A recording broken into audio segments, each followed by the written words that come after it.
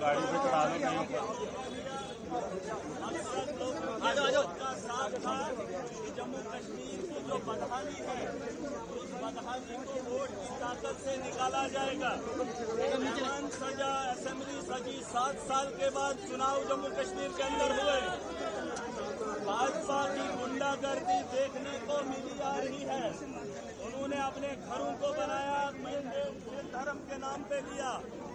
मैं बार बार ये कह रहा हूँ कि आपने मैंडेट ले लिया, वोट ले लिए, अब जम्मू कश्मीर को बदहाली से निकालने का वक्त आया था। लोग सड़कों पे कई सालों से पिट रहे थे, उनकी गुहार सुनने के लिए हमने चुनाव करवाया था। उसका सदन का हिस्सा नाराज बना। मैंने आवाज की आवाज उठाई, मैंने नाम हिंदू का लिया, मैंने मुसलमान का लिया, मैंने सिख का लिया। उसके धर्म की राजनीति आम है। मैंने कहा उन धर्मों में से उठ के एक फिरका ऐसा बने जो इंसानियत के लिए काम करे।